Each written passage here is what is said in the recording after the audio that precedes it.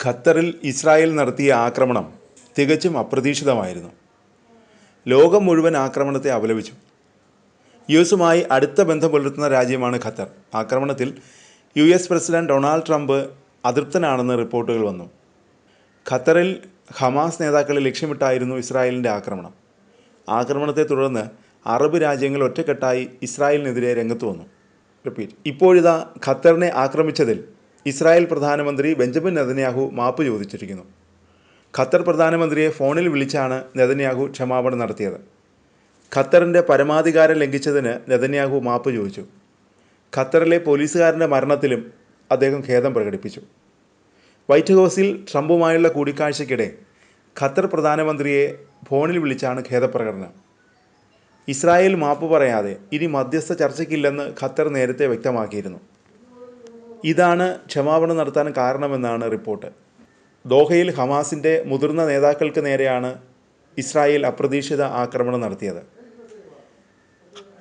ആക്രമണത്തിൽ ഹമാസിൻ്റെ മുതിർന്ന ഉദ്യോഗസ്ഥൻ ഖലീൽ അൽ ഹയ്യയുടെ മകനും സഹായി ജിഹാദ് ലെബാദും ഉൾപ്പെടെ 5 പേർ കൊല്ലപ്പെട്ടു. ഗാസയിലെ യുദ്ധം അവസാനിപ്പിക്കാനും ബാക്കിയുള്ള ബന്ദികളെ മോചിപ്പിക്കാനുമുള്ള കരാറിൽ ഹമാസുമായുള്ള മധ്യസ്ഥത പുനരാരംഭിക്കാൻ ഖത്തർ മുന്നോട്ട് വെച്ച പ്രധാന വ്യവസ്ഥയായിരുന്നു ആക്രമണത്തിൽ ഇസ്രായേലിൻ്റെ ക്ഷമാപണം. ഭാവിയിൽ ഇസ്രായേൽ ഖത്തറിന് നേരെ ഇത്തരമൊരു ആക്രമണം നടത്തില്ലെന്നും നെതന്യാഹു ഉറപ്പു നൽകി. അതിനിടെ ഗാസ വെടിനിർത്തലിന് യുഎസ് തയ്യാറാക്കിയ പദ്ധതി ഇസ്രായേൽ അംഗീകരിച്ചു.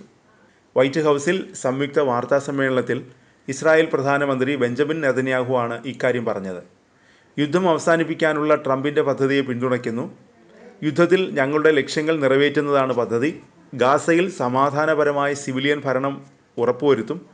ഹമാസിനെ നിരായുധീകരിക്കും. ഗാസയെ സൈനിക മുക്തമാക്കും. ഹമാസിനെ നിരായുധീകരിക്കുന്നതിനനുസരിച്ച് ഇസ്രായേൽ സൈന്യം ഗാസയിൽ നിന്നും പിന്മാറുമെന്നും നെതന്യാഹു പറഞ്ഞു. ഒക്ടോബർ 7 മറക്കില്ല. ഇസ്രായേലിനെ ആക്രമിച്ചാൽ സമാധാനമുണ്ടാകില്ലെന്ന് ആ ദിവസത്തിന് ശേഷം ശത്രുക്കൾക്ക് മനസ്സിലായിട്ടുണ്ടെന്നും നെതന്യാഹു പറഞ്ഞു. ട്രംപിൻ്റെ വെടിനിർത്തൽ പദ്ധതി ഹമാസ് നിരസിച്ചാൽ ഇസ്രായേൽ അതിൻ്റെ ജോലി പൂർത്തിയാക്കുമെന്ന ഭീഷണിയും നെതന്യാഹു മുഴക്കി. വെടിനിർത്തൽ പദ്ധതി അംഗീകരിച്ച നെതന്യാഹുവിനോട് ട്രംപ് നന്ദി പറഞ്ഞു.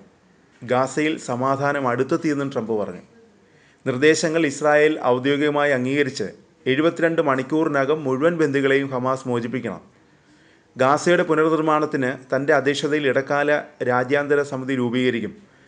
മുൻ ബ്രിട്ടീഷ് പ്രധാനമന്ത്രി ടോണി ബ്ലെയർ അതിൽ അംഗമാകും. മറ്റംഗങ്ങളുടെ പേരുകൾ അടുത്ത ദിവസങ്ങളിൽ പ്രഖ്യാപിക്കും. അതിൻ്റെ ട്രംപിൻ്റെ പദ്ധതിയെക്കുറിച്ച് ആരും തങ്ങളെ അറിയിച്ചിട്ടില്ലെന്നാണ് ഹമാസ് പറയുന്നത്. നിരായുധീകരണ ആവശ്യം ഹമാസ് തള്ളിയിട്ടുണ്ട്. മേഖലയുടെ താൽപ്പര്യം സംരക്ഷിക്കുന്ന കരാർ മാത്രമേ അംഗീകരിക്കൂ എന്നാണ് ഹമാസിൻ്റെ നിലപാട്.